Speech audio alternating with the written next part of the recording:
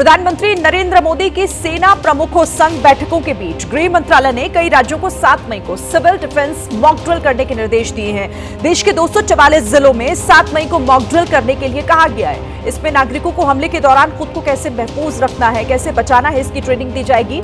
Mock drill इसीलिए किया जा रहा है ताकि युद्ध की आपात स्थिति में लोगों की सुरक्षा को सुनिश्चित किया जा सके। देश में पिछली बार ऐसी मॉक ड्रिल 1971 में हुई थी, तब भारत और पाकिस्तान के बीच युद्ध हुआ था। उस दौरान मॉक ड्रिल युद्ध के दौरान हुई थी। तब लगभग 54 साल पहले हवाई हमलों से बचाव के लिए आगरा में ताजमहल को काले कपड़े से ढका गया था। मॉक ड्रिल युद्ध से लगभग 2 से 4 दिन पहले शुरू हुई थी। दूसरी तस्वीर आप 2025 की देख रहे हैं, जब गृह मंत्रालय ने कल देश भर में मॉक ड्रिल करवाने के निर्देश दिए हैं। ये मॉक ड्रिल युद्ध जैसी परिस्थितियों से निपटने की तैयारियों के तहत कराई जाएगी और ऐसा इसीलिए क्योंकि अगर कोई सिचुएशन ऐसी आती है, आपातकालीन स्थिति बनती है, तो अपने देश के नागरिकों को बचाया कैसे जाए, इसमें हवाई हमला होने की स्थिति में क्या करें, ब्लैकआउट हो तो फिर क्या करें और किस किस तरह से अपनी सुरक्षा की जाए, इन तमाम बातों को लेकर ट्रेनिंग दी जाएगी। देखिए, गृह मंत्रालय की ओर से 7 मई को यानी कि कल देश भर में ये मॉक ड्रिल करवाई जाएगी। इसे लेकर निर्देश दिए गए हैं। ये मॉक ड्रिल युद्ध जैसी परिस्थितियों से निपटने की तैयारी के तहत कराई जाएगी और ऐसा इसीलिए क्योंकि अगर कोई आपातकालीन स्थिति आती है तो देश के नागरिकों को बचाया जा सके। हवाई हमला होने की स्थिति में क्या करें, ब्लैकआउट होने पर क्या करें, किस किस तरह से अपनी सुरक्षा की जाए, यही तमाम बातें जिसे लेकर ट्रेनिंग दी जाएगी।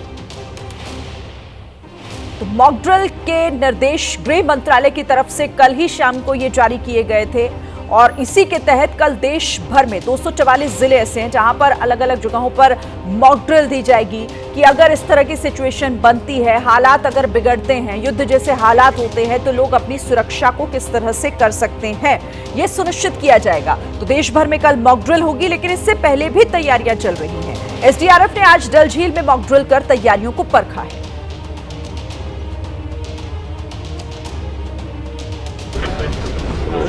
भारत और पाकिस्तान के बीच बढ़ते तनाव में जहां केंद्र सरकार ने सिविल डिफेंस को मॉक ड्रिल करने की हिदायत दी है, वही उससे पहले ही कश्मीर घाटी में एसडीआरएफ की तरफ से डल झील में एक मॉक ड्रिल का आयोजन किया गया है, जिसका मकसद झील में रहने वाले लोगों की मदद करना है। हमारे साथ यहाँ पे एसडीआरएफ के कुछ लोग हैं, इनसे बात करते हैं।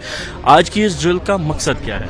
देखिए, ये जो आज हम ड्रिल कर रहे हैं, ये जो हमारे जो वर्दी कमांडर हैं उनकी डायरेक्शन पे यहाँ पे जो ड्रिल की जा रही है। बेसिकली जो लास्ट कुछ दिनों में आपने देखा था यहाँ पे कुछ विंड स्टॉर्म हुई थी जिसमें कुछ लोगों की जान भी चली गई थी। उसके वाक़े पे हम लोग यहाँ पे आए। आज हम एक ड्रिल करेंगे कि एसडीआरएफ की रेस्पॉन्स क्या हो रही है यहाँ पे।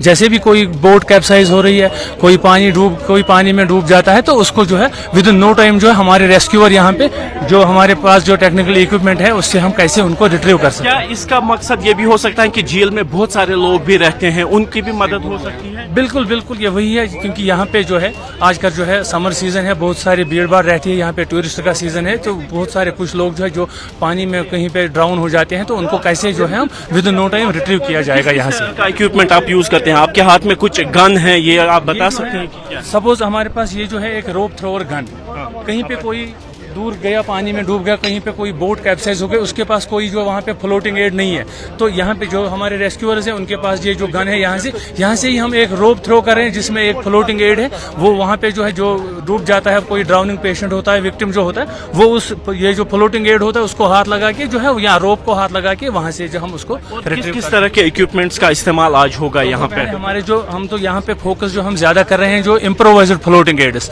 इम्प्रोवाइज्ड मीन जो हम खुद ही प्रिपेयर करेंगे यहीं पे और कैसे हम उनका यूटिलाइज कर सकते हैं। जैसे हमारे पास बोट्स हैं, हमारे पास जो ये जो गड़े आप देख रहे हो, जो है हमारे पास जो जितने भी हमारे पास इक्विपमेंट्स हैं, फ्लोटिंग एड्स हैं, ये जो आपके हाथ में ये प्रोजेक्टाइल होता है, इसमें इसी से जो इसमें हम एयर फिल कर रहे हैं। उसके बाद जो रोप डिलीवरी गन जो होता है, इससे हम रोप थ्रो कर रहे हैं। तो ये 200 फीट जो है हमारी रोप जो यहाँ से दूर जाती है, वहाँ से कोई भी विक्टिम को हम वहाँ से अगर एक इवेंचुअलिटी होती है, कितनी देर में एसडीआरएफ की टीम डिप्लॉय हो सकती है? कितनी देर में आप? एसडीआरएफ की टीम देखो, यहाँ पे नेहरू पार्क में एक टीम है। हमने यहाँ पे जो है कल ही जो है हमारे वर्दी कमांडर साहब के ऑर्डर पे एक टीम जो हमारी दरगाह में, एक टीम निगीन में, क्योंकि देख रहे हैं हम यहाँ पे कोई न कोई इंसिडेंट होता ही रहता है, तो इसको यहाँ पे हमने सिक्योर करने के लिए 2-3 टीमें जो है हमारे कमांडर साहब ने यहाँ पे लगाई है। तो within no time means की अगर कहीं पे भी बोट कैप्साइज हो गई, कोई इंसिडेंट हो गया, मीन्स की 5 मिनट में हमारी टीम वहाँ पे जो है पहुंच सकती है। तो आप देख सकते हैं कि ये जो तैयारियां हैं काफी जोरों से चल रही हैं। जो एसडीआरएफ की तरफ से डल झील के अंदर जो है 3 टीम्स लगा दी गई हैं, यानी जहां पे एक टीम पहले हुआ करती थी वहां पे आज 3 टीम्स हैं। आप देख सकते हैं कि जो रबर बोट्स हैं वो लाए गए हैं, जो हाई स्पीड बोट है वो भी यहाँ पे रखे गए हैं, और इसके अलावा जो अन्य एड्स हैं जिनमें मेगाफोन्स भी हैं। आप देख सकते हैं कि इस तरीके के हैंड हेल्ड मेगाफोन्स की भी डिलीवरी की जा रही है, ताकि जो लोग हैं अगर किसी भी इवेंचुअलिटी में डल झील के अंदर फंसते हैं तो उनको रेस्क्यू किया जा सके।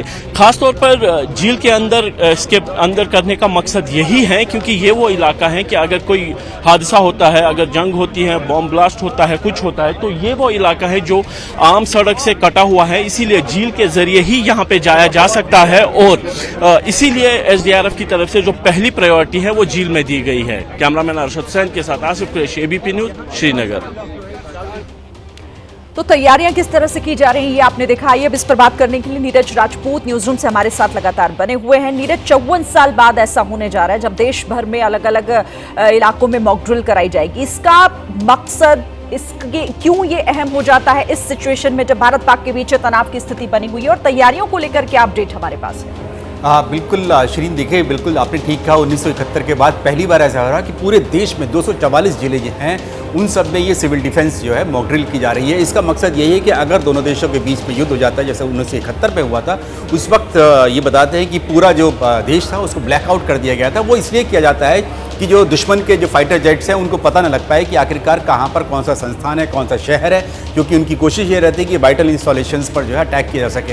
हालांकि अब 54 साल में एयर डिफेंस सिस्टम जो है बहुत ज़्यादा हाईटेक हो चुका है। अगर दुश्मन की कोशिश भी होगी तो उसको मार गिराया जाएगा, चाहे फिर वो फाइटर जेट्स हो, हमारी एयर डिफेंस मिसाइल हो, S-400 मिसाइल हो, जैसे ईगल की हम लोग कल बात कर रहे थे। इस तरह की टेक्निक आ चुकी है। लेकिन इस सब के बावजूद भी अगर कोई दुश्मन का फाइटर जेट्स आ जाता है या हेलीकॉप्टर घुसने की कोशिश करता है, तो उस दौरान जो है उसको ये पता न लग पाए कि यहाँ पर शहर है, यहाँ पर जंगल है, यहाँ पर खेत है, और उसके जो टारगेट्स हैं वो निष्क्रिय कर दिए जाएं, यानी कि वो ऐसी जगह पे जाकर गिरे जिससे कोई जान या माल को नुकसान ना हो। इसके लिए ब्लैकआउट किया जाता है। दूसरा, ये अगर ब्लैकआउट किया जाता है तो पूरे शहर के शहर जो है पूरा अंधेरे में छा जाएंगे, और घर हो चाहे बिल्डिंग्स हो, ऑफिसेज हो, कोई सी भी जगह ऐसी नहीं होगी जहां पर आपको लाइट दिखाई देगी। रात के टाइम में भी बहुत अटैक्स होते हैं, तो उस सब में क्या करना चाहिए, आम नागरिकों को क्या करना चाहिए, स्कूली छात्रों को अगर दिन के टाइम में इस तरह की कोई स्थिति आ जाती है तो उनको किस तरह से बचना चाहिए, उस बचाव के लिए जो डिस्ट्रिक्ट एडमिनिस्ट्रेशन है उनकी जिम्मेदारी होगी, डीएम की होगी, पुलिस की होगी, सिविल डिफेंस के लोगों की। वो ट्रेनिंग देंगे हमारे देश के नागरिकों को, छात्रों को,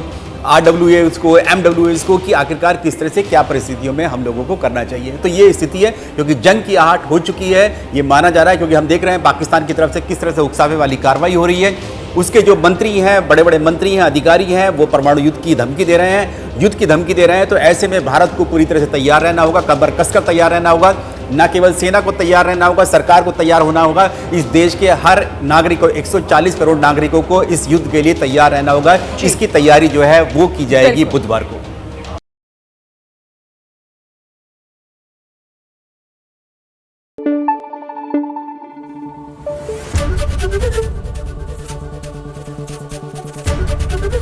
एबीपी न्यूज आपको रखे आगे।